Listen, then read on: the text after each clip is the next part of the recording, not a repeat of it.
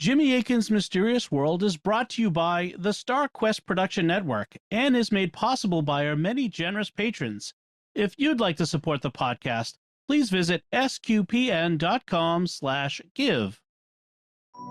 You're listening to episode 212 of Jimmy Akin's Mysterious World, where we look at mysteries from the twin perspectives of faith and reason. In this episode, we're talking about the mystery of bilocation. I'm Dom Bettinelli, and joining me today is Jimmy Akin. Hi, Jimmy. Howdy, Dom. Bilocation is a mysterious phenomenon in which someone appears to be in two locations at once. Sometimes it's multiple places at once. It's been reported for thousands of years, and historically, many saints have been reported to bilocate. Today, some psychics have been reported to bilocate. So what is bilocation? Who experiences it? And what's really going on? Well, that's what we'll be talking about on this episode of Jimmy Akin's Mysterious World. Jimmy, let's start with the basics. What is bilocation?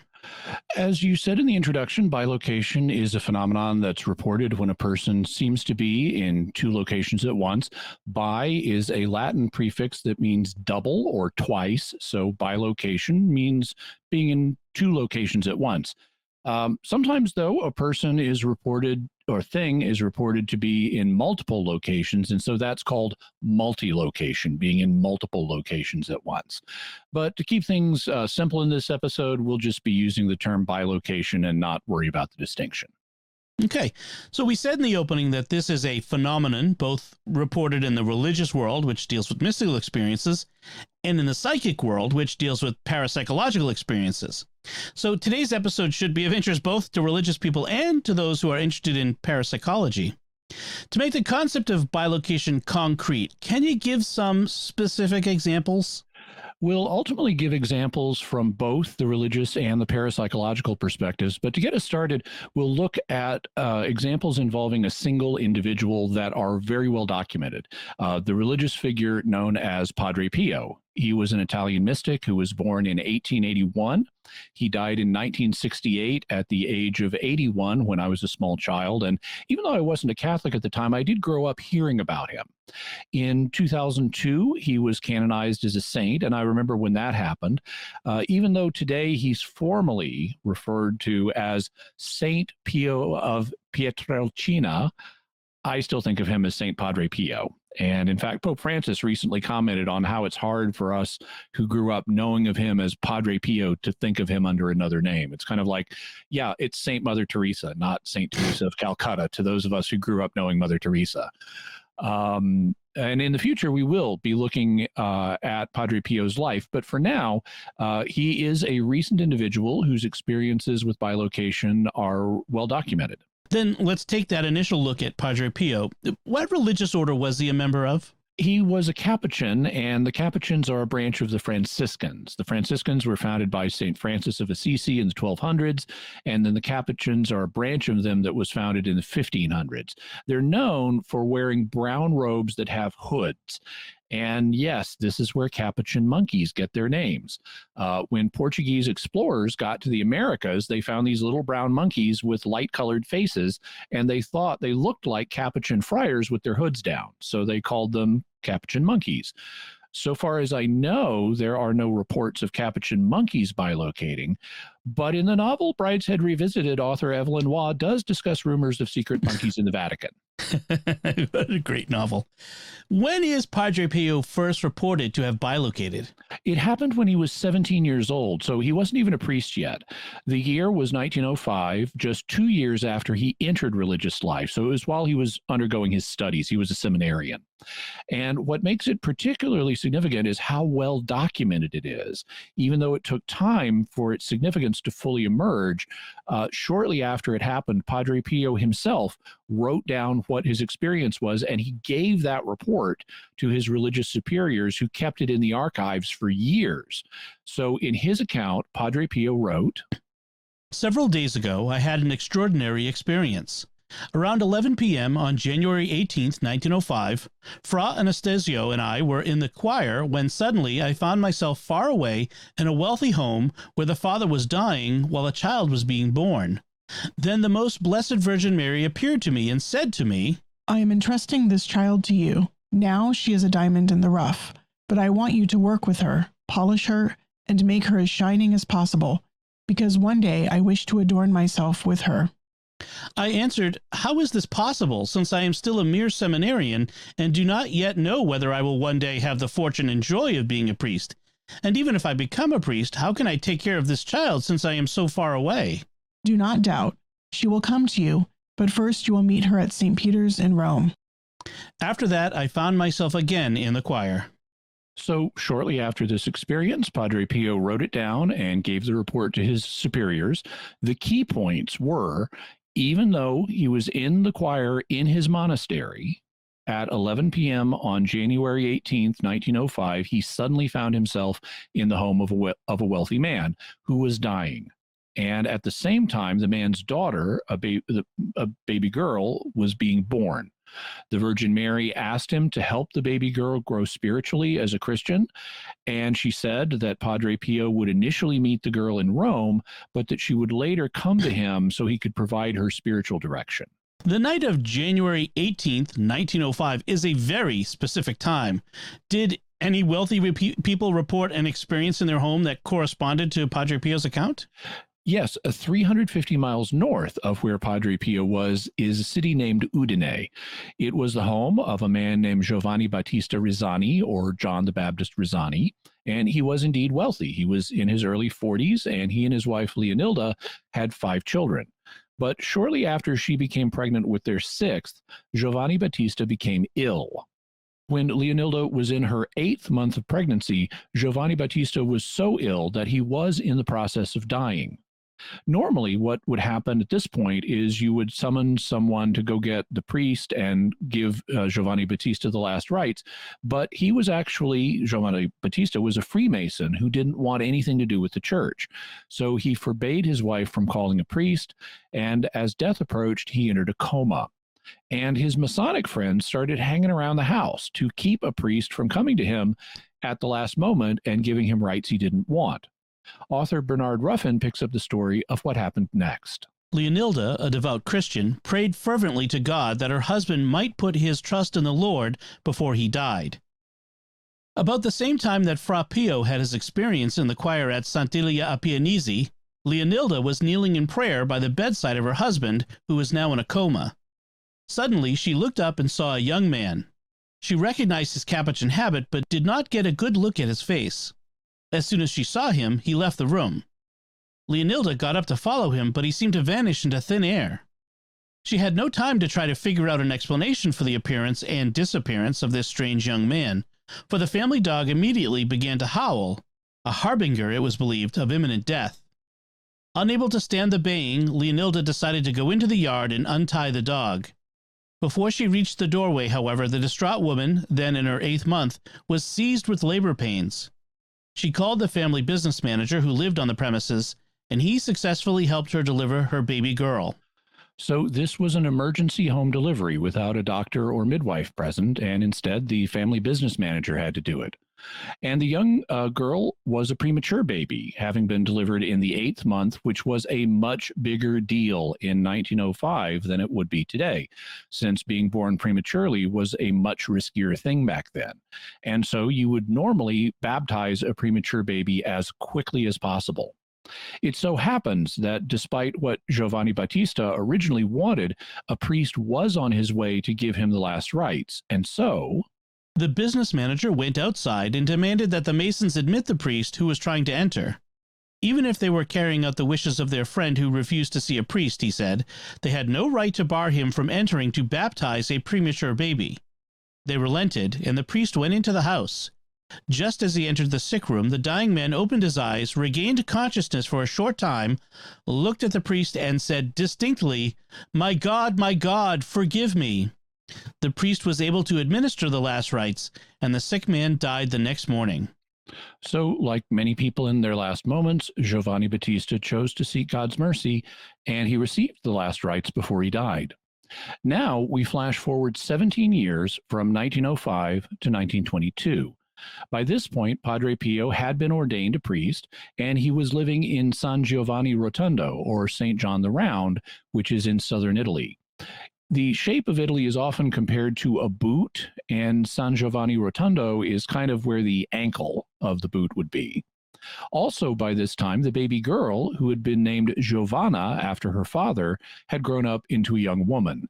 And in the summer of 1922, she was preparing to enter college. She and a friend were visiting St. Peter's Basilica in Rome, and Giovanna wanted to go to confession. A guard told Giovanna and her friend that all the priests who were hearing confessions had already left, as it was almost time for the basilica to close for the day. Before they could exit the church, however, the girls encountered a young Capuchin priest who said that he would gladly hear Giovanna's confession. Giovanna emerged from the confessional and stood, waiting with her friend for the priest to emerge from his side of the booth. The only person to appear was an irate guard who demanded, "What are you doing here? We're closed. You have to leave the basilica. Come by tomorrow morning and you'll be able to make your confession." "But I already made my confession," Giovanna explained to him. "We are waiting for the priest to come out of the confessional so that we can kiss his hand. He's a Capuchin, Father." The guard went up to the confessional and opened the door to the priest's compartment. "You see, young lady, there's no one here." "But where did he go?" Giovanna exclaimed.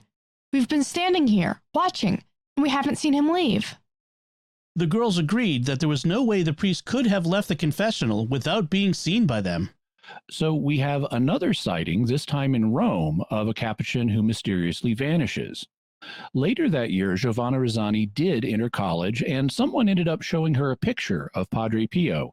She thought he looked like the priest she had met in St. Peter's and wondered if he might be the same guy.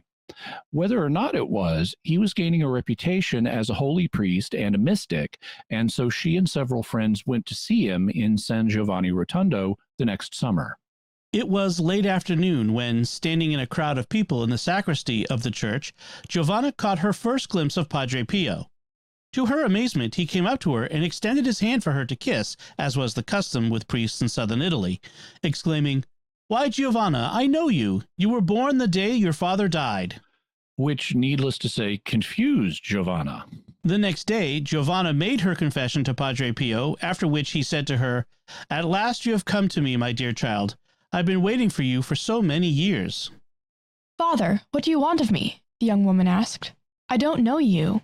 Perhaps you're mistaken and have confused me with some other girl." "No," said Padre Pio, "I'm not mistaken. I knew you before."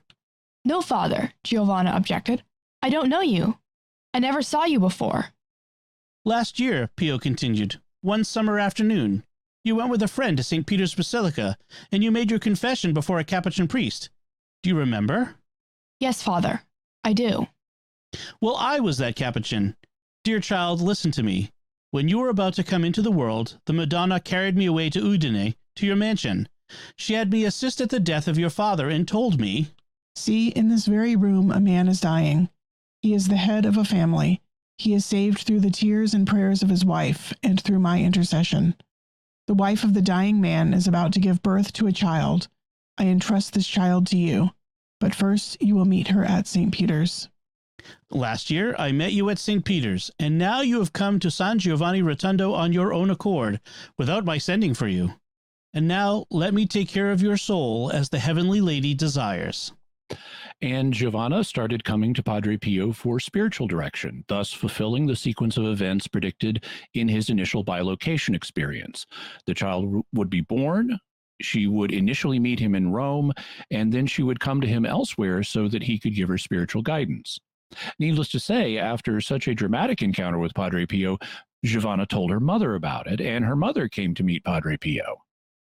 He told her, "Madam, that little monk whom you saw walking towards the gallery of your mansion in Udine when your husband was dying was me. I can assure you that your husband is saved.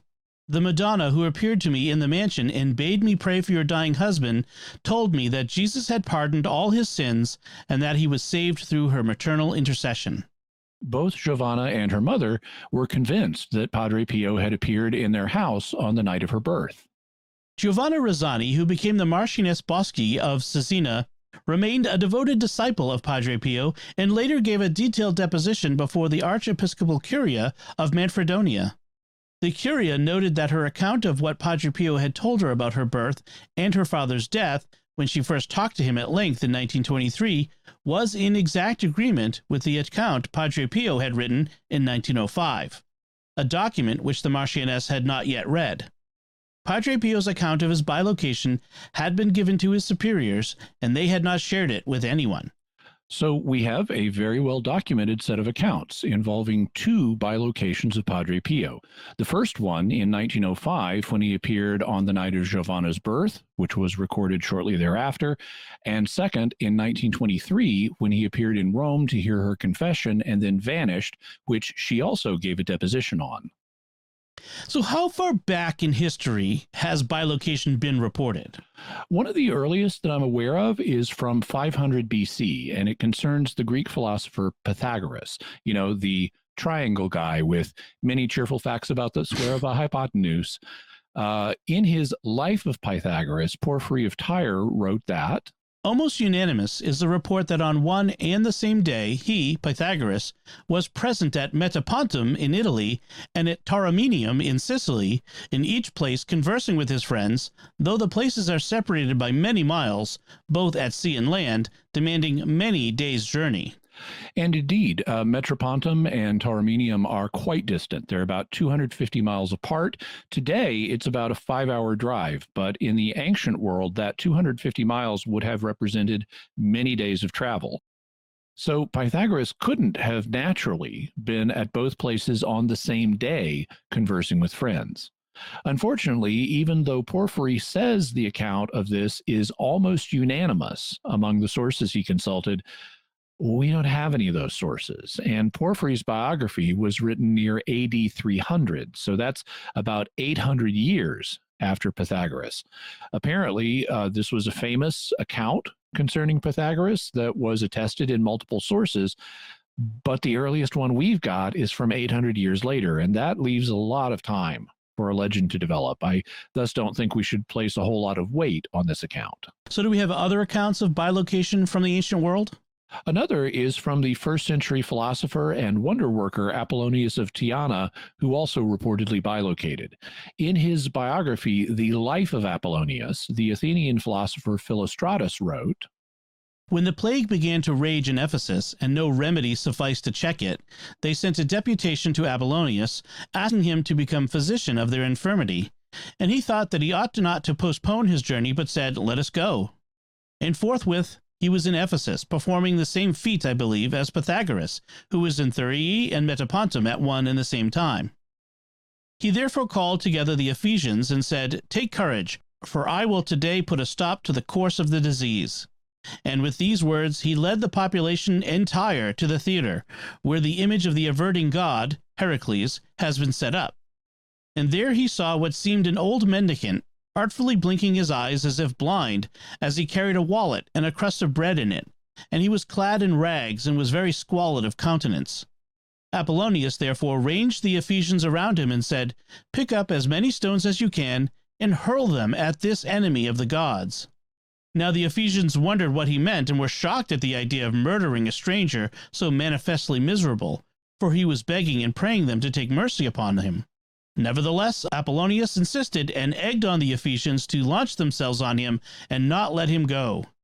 And as soon as some of them began to take shots and hit him with their stones, the beggar who had seemed to blink and be blind gave them all a sudden glance, and his eyes were full of fire. And Philostratus doesn't mean that metaphorically. He means the beggar's eyes were literally full of fire, real burning fire. Then the Ephesians recognized that he was a demon, and they stoned him so thoroughly that their stones were heaped into a great cairn around him. After a little pause, Apollonius bade them remove the stones and acquaint themselves with the wild animal they had slain.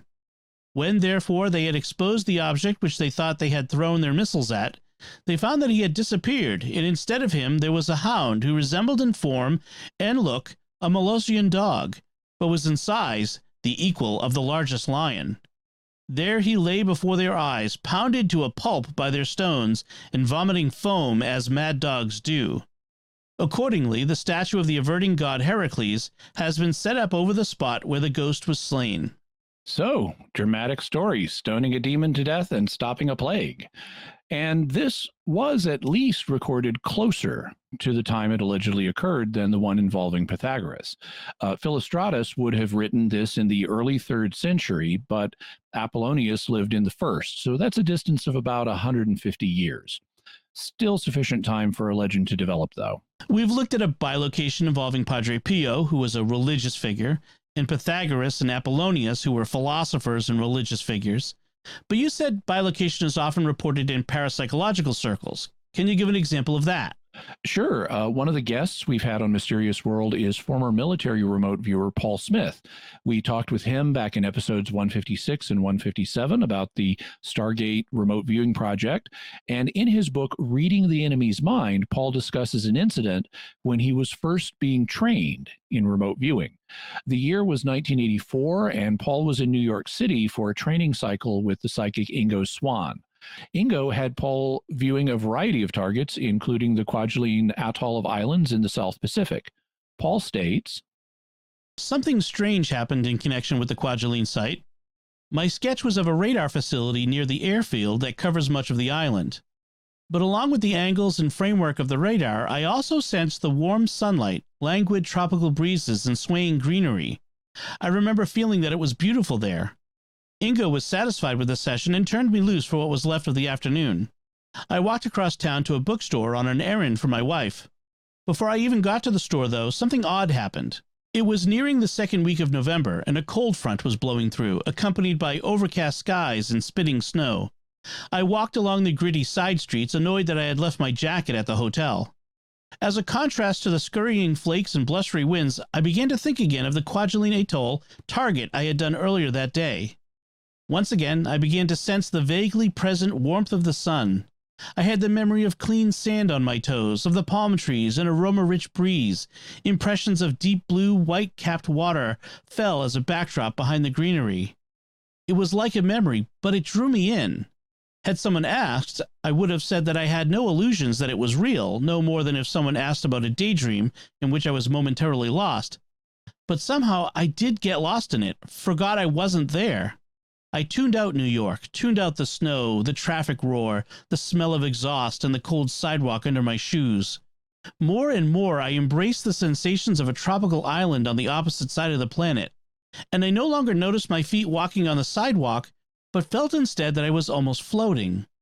Then suddenly I came back to myself. I could sense my body starting to topple over. I staggered right, fortunately away from the approaching crowds and traffic, but towards an open freight elevator door yawning in the sidewalk. To save myself from an undignified plunge, I put my hand on the ragged brick of a nearby building. The cold roughness against my hand helped clear my head. As I puzzled over this odd happening on my way home, books tucked securely under my arm, I decided I must have experienced bilocation. Ingo told us that bilocation occurred when a viewer is so caught up in the site, he transfers too much of his awareness there, leaving the rest of himself to manage the best it can. So that was Paul's first experience with bilocation, and other remote viewers have reported it happening to them as well. This experience was different than the others we've talked about. In the cases of Padre Pio, Pythagoras, and Apollonius, they were reported being seen in the second location and interacting with people, but Paul didn't report being seen or interacting with anyone on the island. Is that a fundamentally different experience? Should it be considered something other than bilocation? There are differences between the reported cases. In some cases, the person bilocating is seen and interacted with, but in other cases, he's not, and that happened with Padre Pio too. In 1998, the magazine The Voice of Padre Pio published an article discussing a number of his bilocations. It was written by Father Carmelo Durante, one of the priests who lived with him in his monastery in Italy. In 1954 and 1955, he was the superior of Padre Pio's religious community, and he started meeting with some of the people that Padre Pio gave spiritual direction to, with the purpose of learning more about his early years at the site. I knew from Mrs. Rosanella Gisolfi's friends that she had the privilege, a well-documented fact, of seeing Padre Pio in bilocation from the first years of spiritual direction. During the meeting, she suddenly announced in a whisper that the Padre was present. Everyone was happy, I noted. Like all those present, I believed the announcement, but forgive me if I say so. Women are known for their daydreaming. Yeah, so that comment aged really well. However, this was the 1950s, and Durante was acting on the premise that women are known for their daydreaming. So I wanted to get to the bottom of this. This was my first case of bilocation, and I wanted to know how it worked. The same evening, when I returned to the friary, I asked one or two confreres what the padre had done in the late evening. They answered, the usual. He conducted the evening benediction, then he received his friends, and we chatted together. I was afraid to ask the padre himself about the bilocation, being such a delicate matter. So Durante verified that Padre Pio was back at the friary, but he didn't initially talk to him about whether he was also present at the meeting with the women. However, after a later meeting, he did ask, "Ah, you're back," he said as soon as he saw me, as if he knew nothing. I wish to note that Rosanella had told me that Padre Pio often accompanied me on my journeys in the car, etc., without my knowing. That evening, I replied at once, also so as to get the conversation going. Yes, Father, I have returned. Everything went well. Your spiritual children are very happy. But I would like to ask you one thing. And he... Yes, what is it? I began, Padre Rosanella, and then I lost courage. And he, with a strategy all his own, said, Rosanella, is she not well? If anyone, I was the one who felt not well now. No, Padre, she is well. And so he went on. I took the plunge. Padre, Rosanella said that you were always present at our meetings. And quite untroubled, he answered, Well, don't you want me there? Don't you want me to come to these meetings? Those were his exact words. I leave you to make up your minds. The same thing happened at our third meeting on 26 January. This time, when I questioned him, he answered, Yes, of course I was there. As if to say, why, you don't believe me? On another occasion, it was he himself who asked me, Aren't you going to ask me this time if I came? And I answered, But Padre, by now I am certain that you always come, so I don't ask you anymore. And with the kindness of a father, he said, Yes, I accompany you always and everywhere. In one meeting, an unusual thing happened. At a certain point, a few members of the group began to speak badly about some people. It got a little out of hand when suddenly Rosanella, frightened, exclaimed, Father Guardian, Padre Pio has an angry face. We were all scared and quickly stopped, and not without some embarrassment and self-accusation, began to speak well of these people. A few minutes later, I asked Rosanella, Now how does Padre Pio look? And she said, He looks calm. We were happy again, and had learned our lesson to not speak badly of people.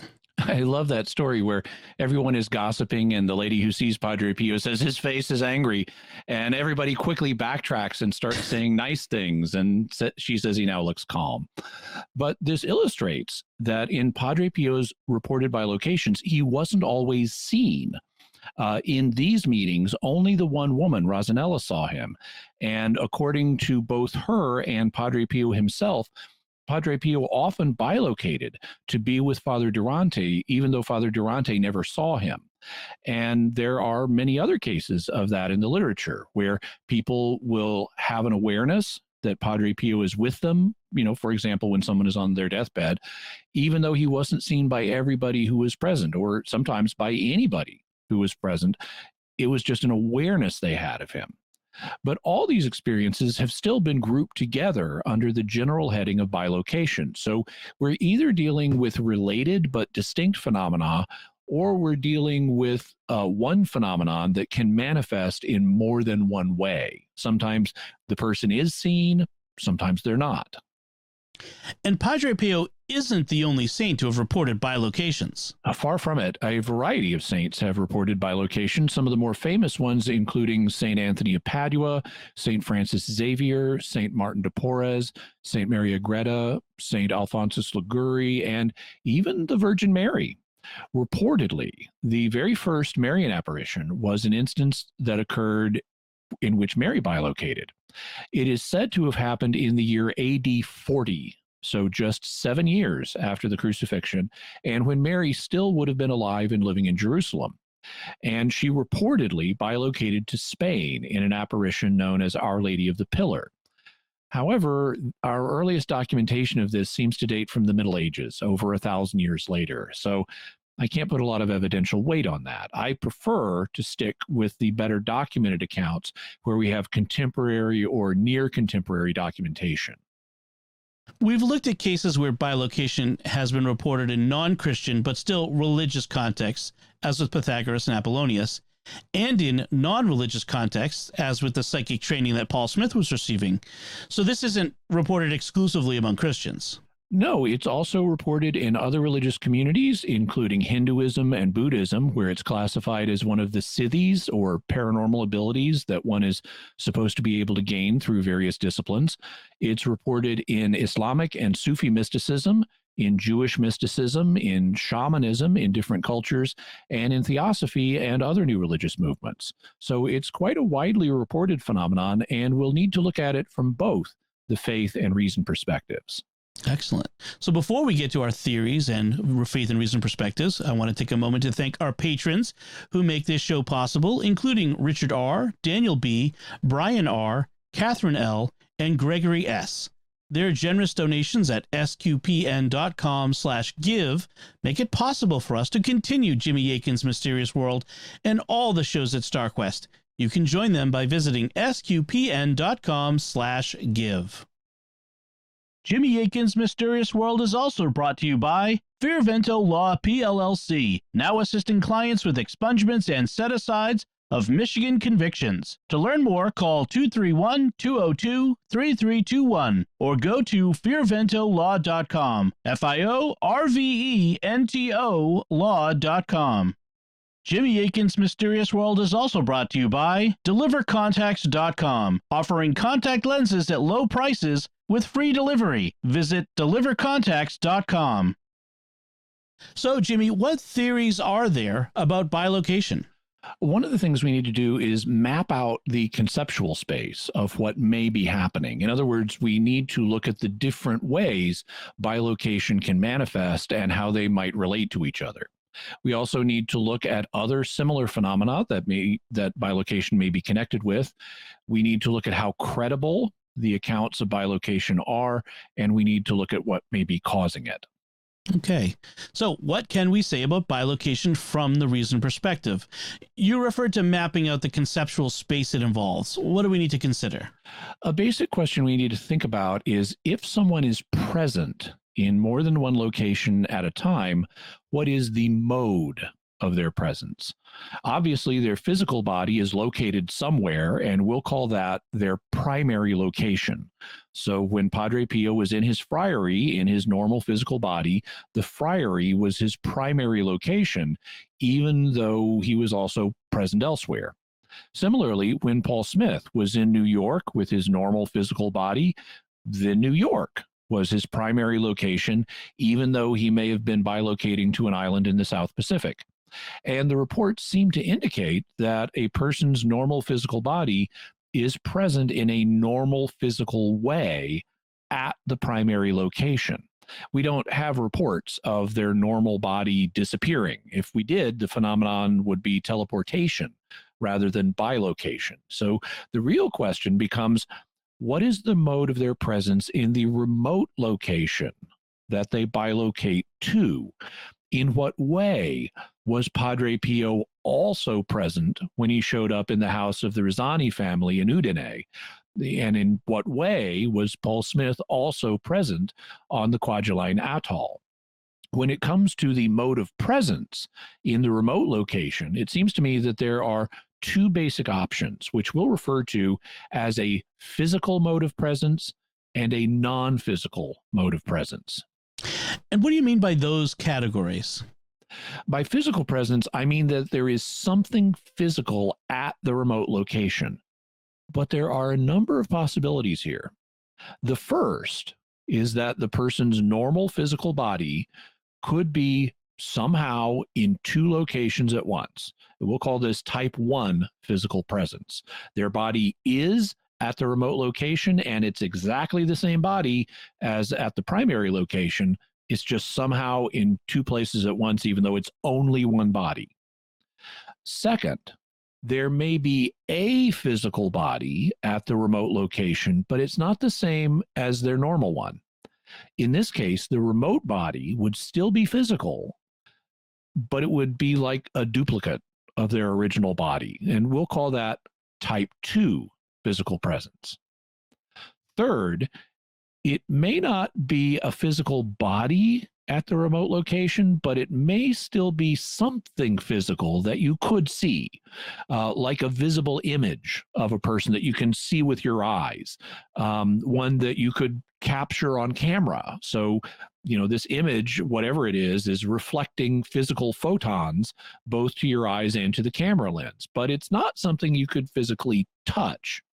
We'll call this type 3 physical presence. And fourth, there may be something physical at the remote location, even though you can't see it.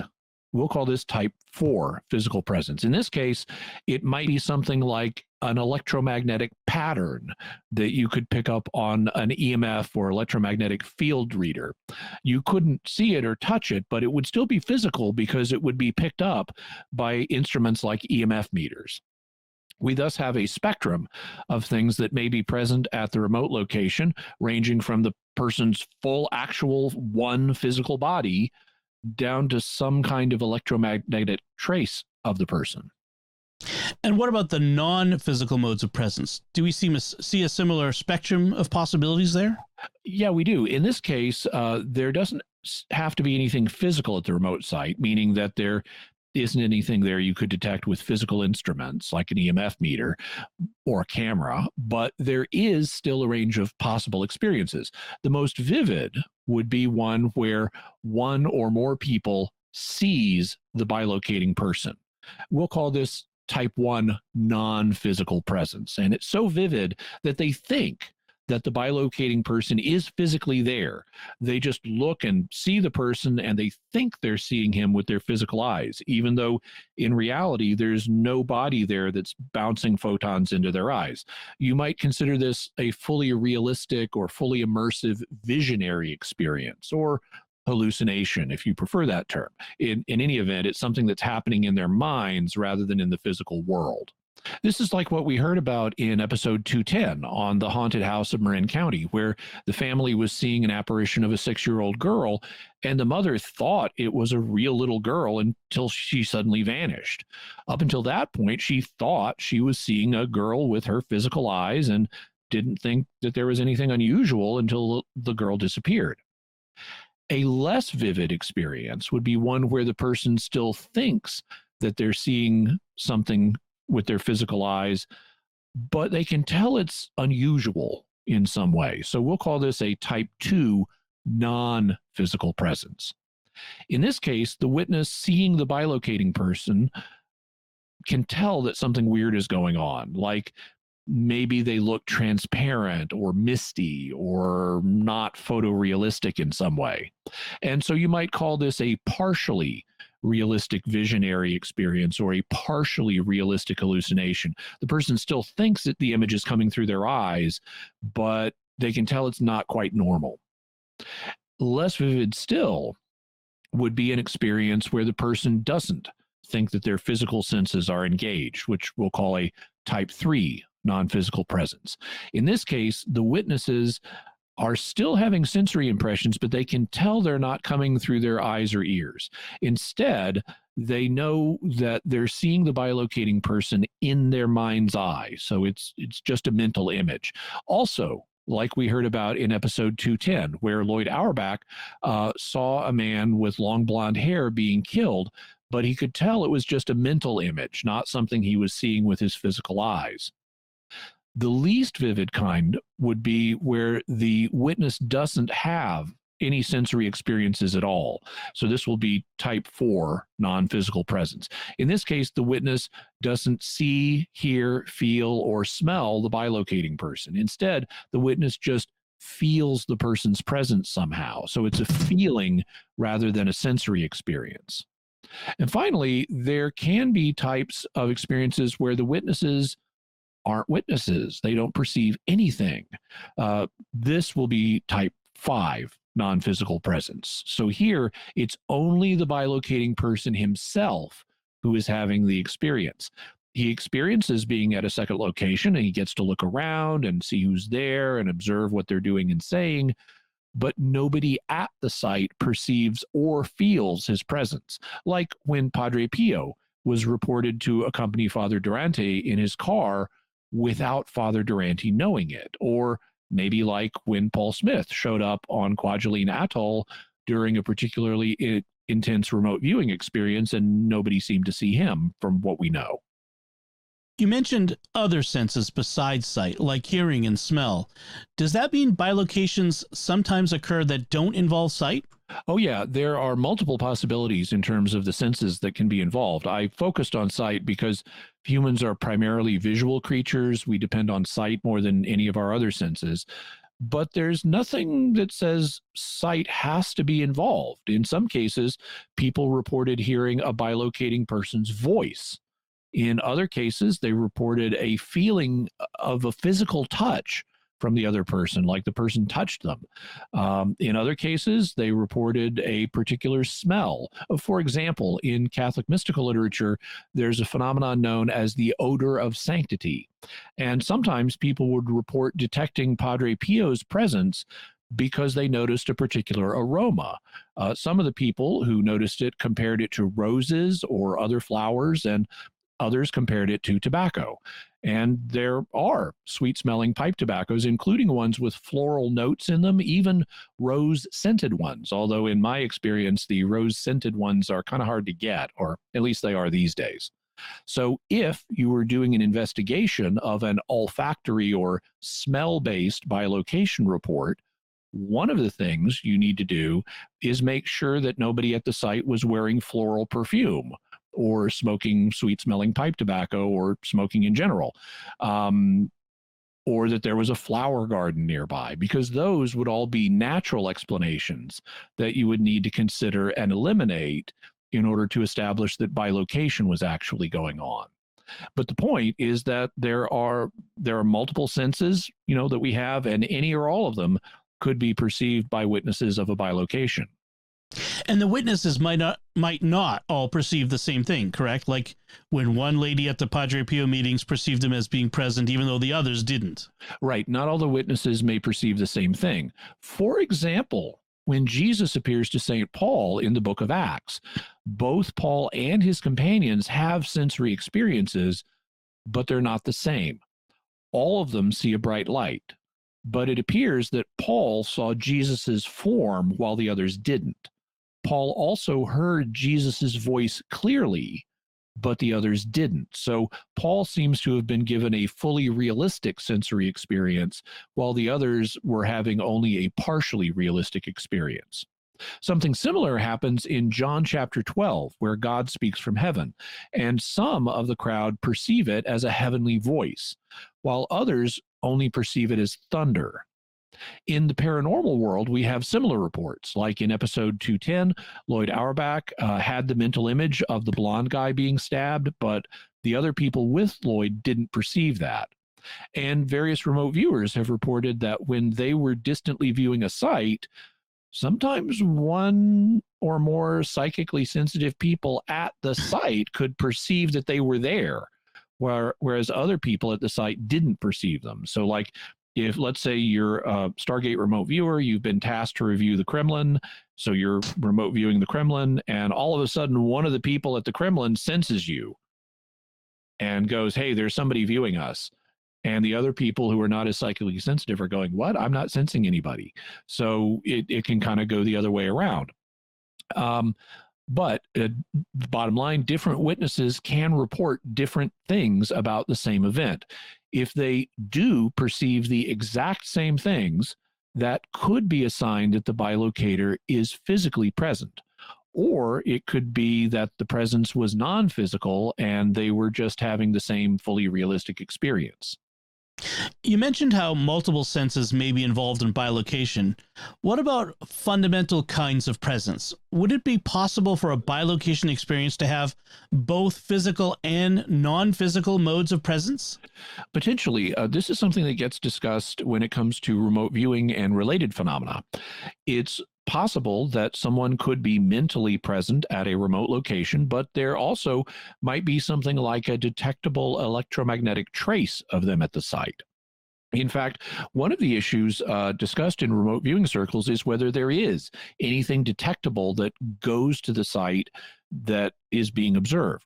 We talked about that a bit in episode 191, where I interviewed former military remote viewer Bill Ray.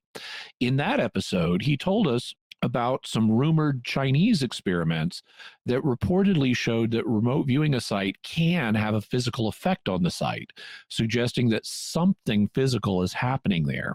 And I've since run into more information on that subject, which we can talk about in the future. When we covered the types of theories we need to look at, you mentioned that we need to look at other phenomena that may be related to bilocation. What did you have in mind here? Well, one of them obviously is remote viewing, where a person is conscious of being in his body in one location, but he seems to be either at a remote location mentally or at least picking up information about a remote location. Actually, there's kind of a set of phenomena that are related here, and they include not only remote viewing, but also out-of-body experiences and living apparitions, and they kind of fall along a spectrum. In episodes 156 and 157, when we talked with Paul Smith, he told us about the kind of remote viewing that he typically practices, which is called controlled remote viewing, or CRV. In controlled remote viewing, you are very much aware of being in your physical body. For example, you may be sitting at a desk somewhere, writing and sketching what you're perceiving about the remote location. Then in episodes 190 and 191, when we talked to Bill Ray, he told us about a different kind of remote viewing that he does, which is known as extended remote viewing, or ERV. In extended remote viewing, you have a much more immersive experience. You're typically lying down on a bed and talking to a person who is monitoring the session. So you're definitely aware of and still in your body, but mentally you're having an experience of a remote location and feel like you're mentally moving around in that environment. Even more immersive than that are what are called out-of-body experiences, or OBEs. We haven't really talked about them on Mysterious World yet, but we will. And in an out-of-body experience, you lose awareness of your physical body. It feels like you're traveling to a remote location without your physical body. And this is similar to how people report being out of their bodies in near-death experiences, which we talked about all the way back in episode 27. So you can see how there's kind of a spectrum here, from controlled remote viewing, where you're very aware of your physical body, but pick up limited sensory impressions of a remote location, to extended remote viewing, where you're still aware of your body, but have a more immersive experience of the remote location, to out-of-body experiences where you lose awareness of your body and still have an immersive experience of another location. And we'll have a link to an article by Paul Smith where he talks about the possible relationship between remote viewing and out-of-body experiences. So you can read more about that. Are there other paranormal phenomena that may be related to bilocation? Yeah, apparitions may be related to bilocation. In particular, apparitions of living people may be related to bilocation. In apparitions of the living, the person has a living body that is located in one place, but then they're seen appearing in another location. This sometimes happens when a person is in a crisis of some sort, in which case it's known as a crisis apparition, like when a person is in the process of dying and they appear to their loved ones in a distant location, or they may be in grave danger and they appear to their loved ones at a distance as a kind of a cry for help.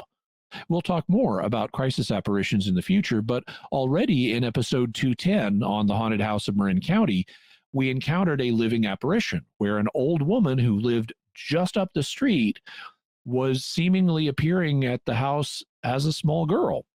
Such phantasms of the living look very much like reports of bilocation. In fact, apparitions of the living may be the primary explanation for bilocation, as we'll discuss in the faith perspective. Thus far, you've mentioned parapsychological phenomena that may be related to bilocation. Are there religious or mystical phenomena that may be related? Yeah, visions If God gives you a vision, it can be a vision of anything he wants. And as a result, God could give you a vision of a remote location, in which case you would be physically located in one place, but you'd be having a sensory experience of another place. Thus, you could seem to be in two places at once. And so bilocation could be explained in terms of vision. If you're bilocating, you could simply be having a supernatural vision of another location, and the people at that location might or might not be having a supernatural vision of you. That's starting to get into the territory of the faith perspectives. But before we go there, let's look at the evidence regarding bilocation. How credible are accounts of bilocation happening? It depends on the account.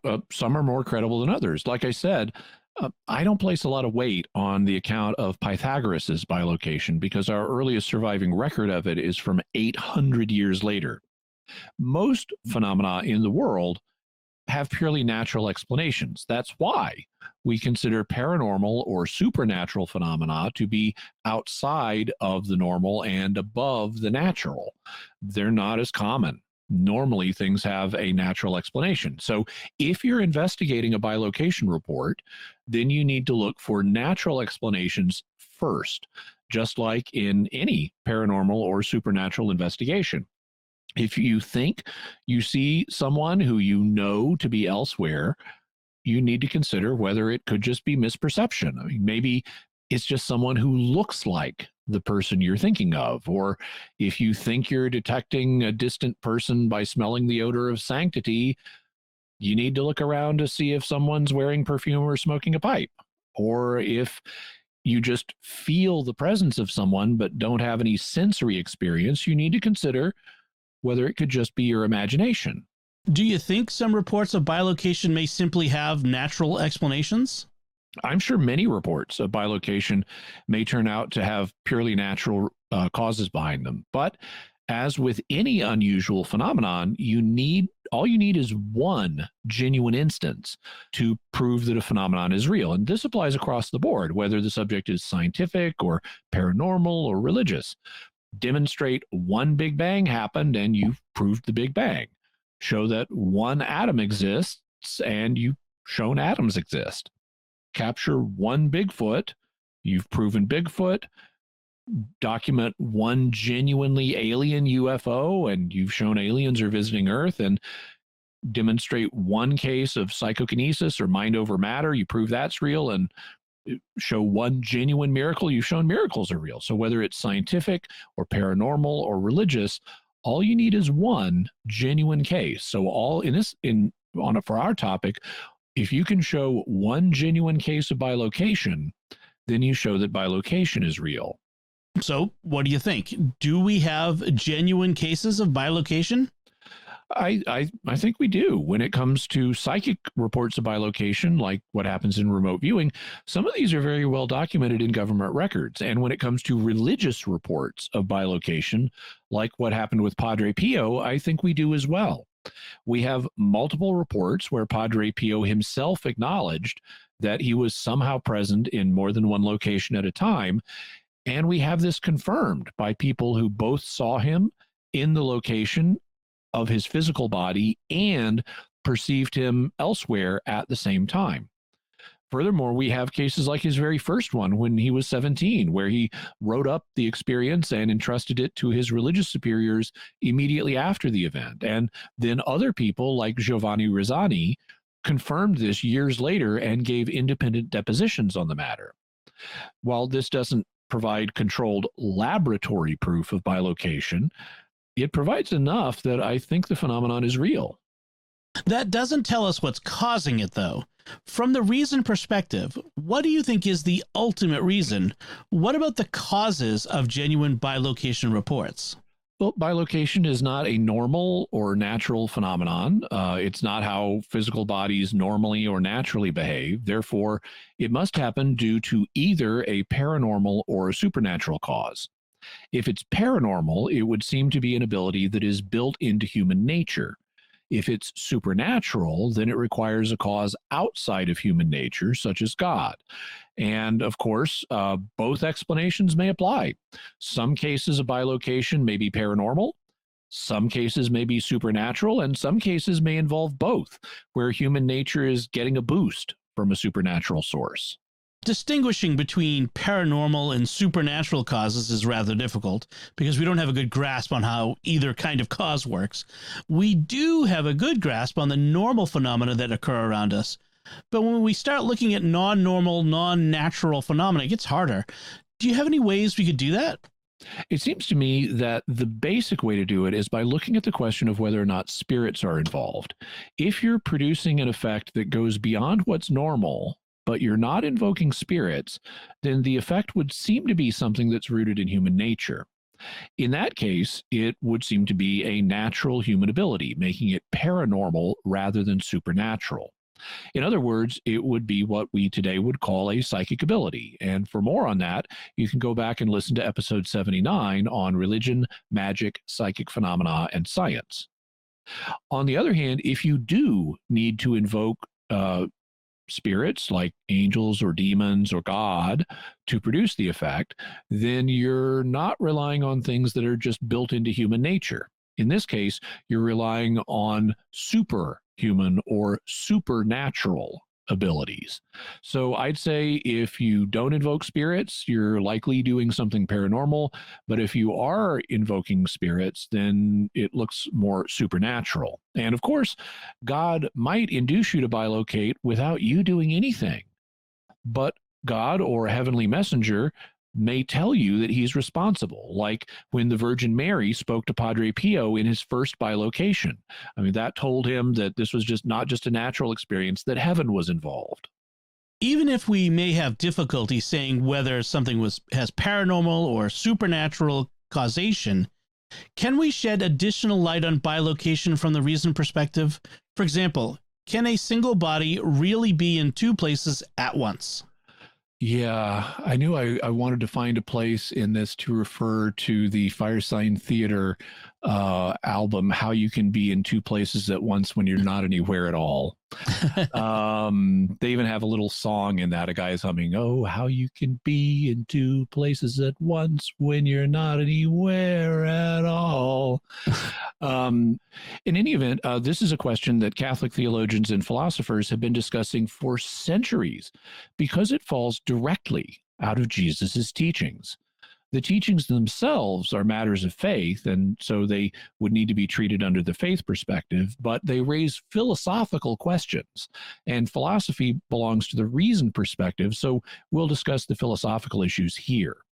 The teaching that raised the issue of bilocation for these philosophers was Jesus' teaching about the Eucharist or the Lord's Supper. He declared, and other passages in the New Testament also affirm, that during the Eucharist, the bread and wine don't simply remain bread and wine. Instead, Jesus' own body and blood become present. Right. Thus, Jesus said, "This is my body and this is my blood." And historically, Christians have understood him to mean what he said. He's not just speaking symbolically or metaphorically. Instead, a miracle happens whereby Christ really and truly becomes present in the consecrated elements. And that's been understood by the vast majority of Christians, both throughout history and today.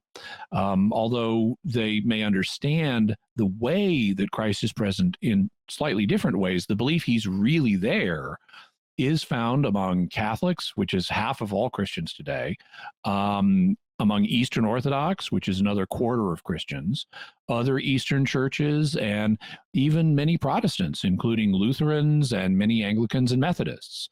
Though there are other Protestants and offshoots of Protestantism where people disagree.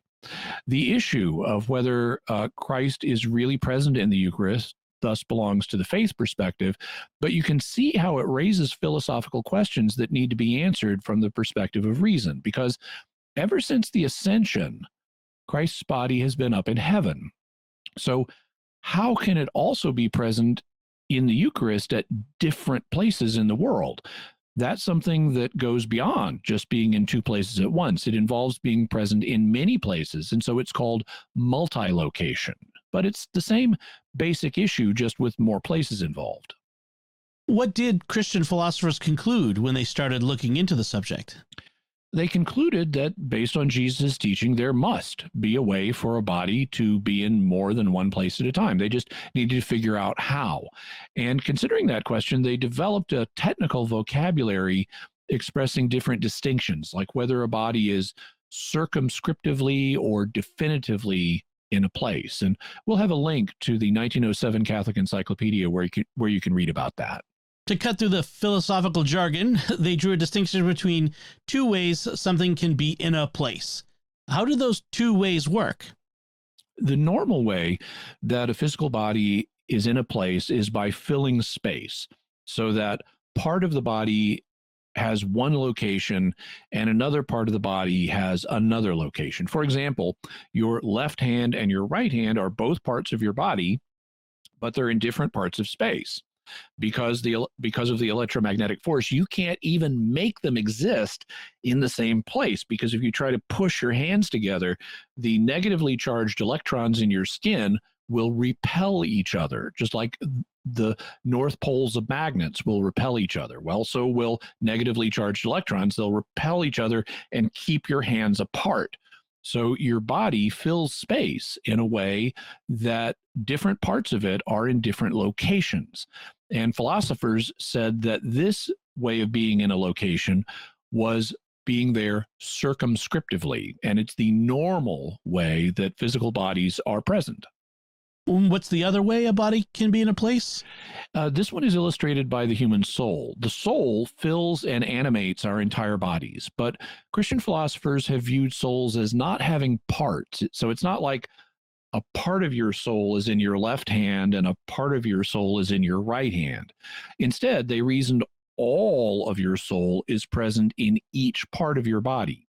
And they called this way of being in a place being there definitively, rather than circumscriptively. And definitive presence is the normal way that a soul is in a location.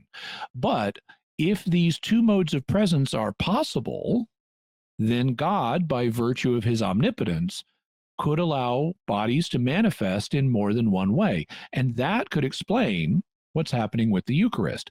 Christ's body is up in heaven circumscriptively. So if you were with him in heaven, you would see his right hand at a different point in space than his left hand. And by God's power, Christ's body is in the Eucharist definitively.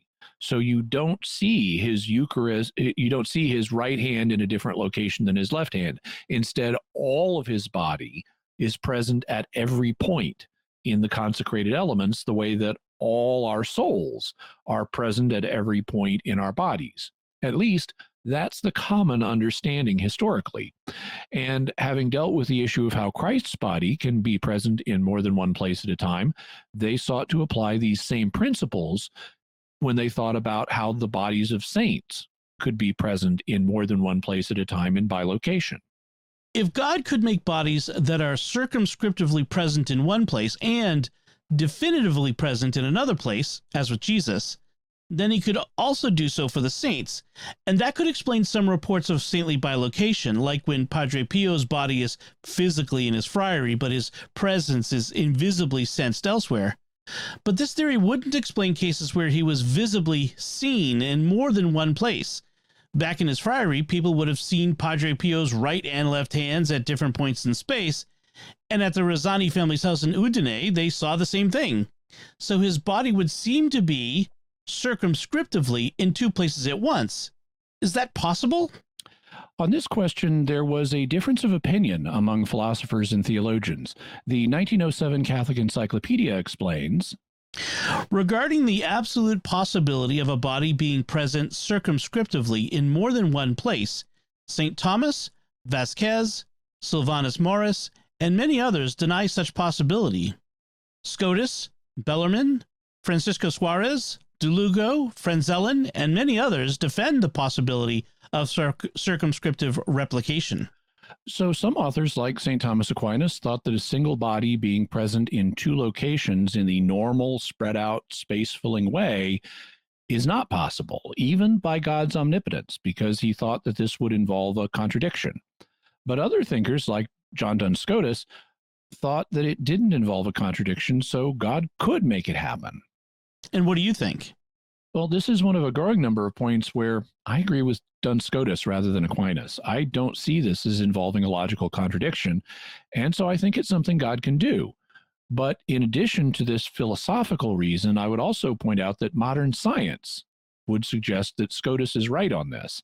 Aquinas, Scotus, and even the 1907 Catholic Encyclopedia were all writing before modern physics. Albert Einstein, the E=mc² guy, didn't publish his general theory of relativity until 1915, and it wasn't proved correct until they got observations of an eclipse in 1919. But general relativity holds that space can be warped by things like gravity. So space is not an absolute, it can be bent. And so God could fold space in such a way that a single body can be present in two places at once. Like if you fold a piece of paper in half and then put an object, let's say your hand, inside the fold. Your hand will be making contact with two different and separate locations on the paper. And if God folds space around your body may be in contact with two different and separate locations in space. I thus think it's entirely possible for a body to be in more than one place at a time due to the fact that space is not an absolute and can be bent. So I think Aquinas and others of the same view were making a conceptual mistake by assuming that space is an absolute, and thus that a body appearing circumscriptively in two places might be a logical contradiction. But space isn't an absolute, and there is no contradiction. What about quantum mechanics? Sometimes people argue that quantum mechanics allows objects to be in more than one place at a time. That's true, but we have to be really careful here. In the first place, it's only on some interpretations of quantum mechanics that an object can be in multiple places at once. And we don't know which interpretation of quantum mechanics is true. Also, quantum mechanical effects like this tend to apply to very small objects, and they're much harder to, or even impossible to replicate with big macroscopic objects like human bodies. So as a result, I'm more inclined to appeal to relativity than to quantum mechanics to explain how a large body like a human one could end up in more than one place at a time. If thinkers like Aquinas didn't believe it was possible for a body to be present in more than one place, how do they explain instances of bilocation where a person was seen in two places at once? Well, the Catholic Encyclopedia explains, the instances of bilocation narrated in Lives of the Saints can be explained, they hold, by phantasmal replications or by aerial materializations. So by phantasmal replications, what the encyclopedia means is visionary experiences that replicate the person's appearance. So you're seeing the person's body in a vision. This is essentially the same thing as an apparition, like the living apparition we heard about in episode 210. By aerial materializations, they mean a temporary body that materializes out of the air and then dissolves when it's no longer needed. Medieval authors often thought that angels materialized aerial bodies for themselves when they needed to interact with humans, and then released the bodies and let them dissolve again once they no longer needed to interact. And the idea here is that God might do the same thing for saints to allow them to manifest in a distant location in a physical way. But you personally think it is possible for God to make a body present in more than one place by space folding. Does the evidence indicate that this is what he's doing?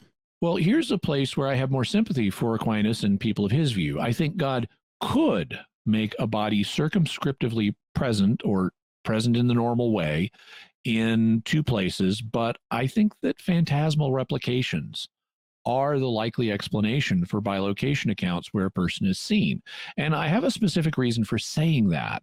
Let's go back to the example where you fold a piece of paper and then put your hand into the fold. If you wiggle your fingers inside the fold, then they will be wiggling on both surfaces of the paper, both the upper surface and the lower surface. You'll see them thus doing exactly the same thing in both places. They might be mirror images of each other, but you'd see the same actions at the same time. And that's not what is reported to happen in cases of bilocation. For example, Padre Pio was sometimes seen in his friary to stop and become motionless during his bilocations, like he was concentrating or meditating or even sleeping. But hundreds of miles away in the Udine home, for the Rizzanis, you didn't just see him frozen and looking like he was sleeping. Instead, you'd see him alert and moving around. So his body wasn't doing the same things in both places. And that suggests space wasn't simply being folded. That's more consistent with the idea of the version of him at the remote location was a phantasm or apparition that was under his mental control. And his attention had shifted away from his physical body to where his apparition or phantasm was appearing. What if someone tried to touch the apparition? If they waved their hand through it, would their hand just pass through? Maybe, but maybe not. Apparitions can involve multiple senses, including not only sight and sound, but also touch. So if you tried to touch one of Padre Pio's visible bilocations, your hand might not go through. It might be stopped by psychokinesis or mind over matter, but you could also explain the effect as a temporary aerial body that had materialized, though to me, psychokinesis would be the simpler explanation. So I see multisensory apparitions as being the most likely explanation for bilocations. In other words, phantasms. What can we say about bilocation from the faith perspective? Despite the fact that it's often reported among religious figures, including Christian saints and mystics from other religions, most of the phenomenon is accessible from the reason perspective. And so we've already covered most of what we need to say. However, I would like to call attention to a biblical passage that may, and I emphasize may, refer to a kind of bilocation. Earlier, we talked about the reported Marian bilocation, Our Lady of the Pillar, but we noted that the sources on it are from 1,000 or more years later. Well, in the New Testament, St. Paul records an experience that happened just 14 years earlier. In 2 Corinthians 12, he writes, I know a man in Christ who 14 years ago was caught up to the third heaven, whether in the body or out of the body, I do not know. God knows. And I know that this man was caught up into paradise, whether in the body or out of the body, I do not know, God knows. And he heard things that cannot be told, which man may not utter. Based on clues in the context, scholars are virtually unanimous that the man Paul is talking about is himself. But because of the situation he's dealing with, he's being modest and not explicitly identifying himself as the man who was caught up to the third heaven. 2 Corinthians was written in AD 54 or 55, so the experience 14 years earlier would have occurred in AD 40 or 41. Why do you say this may have been a bilocation? Because Paul says he doesn't know if he was caught up to the third heaven in his physical body or not. He says that twice. If he was caught up in his physical body, then it would not be bilocation. The entire Paul would have just gone up. But if his physical body was still on earth, but his consciousness was caught up to third heaven, it would be a form of bilocation, or at least it could be. Couldn't you just explain that as him having a vision of the third heaven? Oh, sure. But as we've covered, visions of distant locations may just be one of the forms that bilocation takes. God may even set up two-way visions where you're seeing a distant location, and as you're doing that, the people at that location are having a vision of you. So I don't think we can draw a sharp line between visions and bilocations. The two phenomena may overlap, like a Venn diagram, where you have some visions that are not bilocation and some bilocations that are not visions, but there can be some visions that also are bilocations. Incidentally, St. Paul's uncertainty about whether he was in his body or not, that corresponds to what Padre Pio said it was like when he experienced bilocation. In 1921, the church was doing an investigation regarding, among other things, mystical phenomena associated with Padre Pio, and in the process of doing that, they took some depositions from him. In one of them, they asked him this. Question. People also talk about episodes of bilocation. What do you have to say? Answer. I don't know how it is or the nature of this phenomenon, and I certainly don't give it much thought, but it did happen to me to be in the presence of this or that person, to be in this or that place. I do not know whether my mind was transported there or what I saw was some sort of representation of the place or person. I do not know whether I was there with my body or without it. So, like St. Paul, Padre Pio didn't know whether he was in his body or not when he bilocated, and he was explicitly open to the idea that his mind was transported to the distant location or that he was seeing a vision representing the distant location. He thought both were possible. We've also looked at the way religious bilocations may overlap with paranormal ones. Do you think that undermines the religious ones in any way? For example, like if someone said, Padre Pio was just a gifted psychic who used his paranormal abilities to bilocate. I don't see how this would undermine anything religiously. Let's consider an example. In 1 Corinthians 12, St. Paul talks about how the Holy Spirit gives each Christian spiritual gifts, and he names some examples of these gifts. And Aquinas says, grace perfects nature. So the Holy Spirit, in some cases, takes a natural ability that someone has and then uses his grace to elevate it and enable it to serve God. I would consider myself an example of that. I mean, whatever spiritual gifts I may have, I think the primary one is the gift of teaching. I can teach pretty well, even on non-religious subjects. In fact, when I was in grad school, they gave me awards for teaching. And my teacher evaluations from the students were the highest in the department, including the regular faculty, at least in a couple of the semesters I taught. So even if I was not a Christian, God still gave me some natural teaching ability. And then, upon becoming a Christian, the Holy Spirit has taken that and elevated it and used it in God's service to help other people figure out religious matters. So I don't see any opposition here. If God built paranormal abilities into human nature, like remote viewing or out-of-body experiences that can produce bilocation, then there's no reason he can't supernaturally elevate those abilities and use them for his purposes. So even if Padre Pio was paranormally gifted, that wouldn't stop God from elevating and using that ability he gave Padre Pio to help other people in their faith lives, like when he just happened to bilocate to St. Peter's in Rome when Giovanna Rizzani needed her confession heard. Like so many situations we encounter in Catholic Christianity, this is a both-and situation rather than an either-or situation. God may have built some kind of weak ability into human nature, and he may then elevate and perfect it by his grace to do good in the world, as in the case of some saints. Furthermore, God can use his omnipotence to do anything he chooses. So some cases of bilocation may be purely supernatural in their causation with no human ability involved at all. So, Jimmy, what is your bottom line on the mystery of bilocation? Bilocation is a phenomenon that's reported in a variety of contexts throughout history. It's reported among mystics belonging to various faiths, including Christian saints like Padre Pio. It's also reported in paranormal circles, such as remote viewers and people who have out-of-body experiences. It takes a variety of forms. In some cases, the bilocating person is seen and heard and seems to be fully physically there. In other cases, the bilocator is only perceived by some witnesses. In some cases, the bilocator may only be sensed, and he may not be sensed at all in other cases. Some experiences with bilocation are well documented enough that I think we have a genuine phenomenon here. Since bilocation is not just reported in religious settings, it suggests that it may be due in some cases to a weak ability that God has built into human nature. But that doesn't mean that God can't take this ability, perfect it, elevate it, and use it in the cases of saints. And God may sometimes cause bilocation directly without the human doing anything.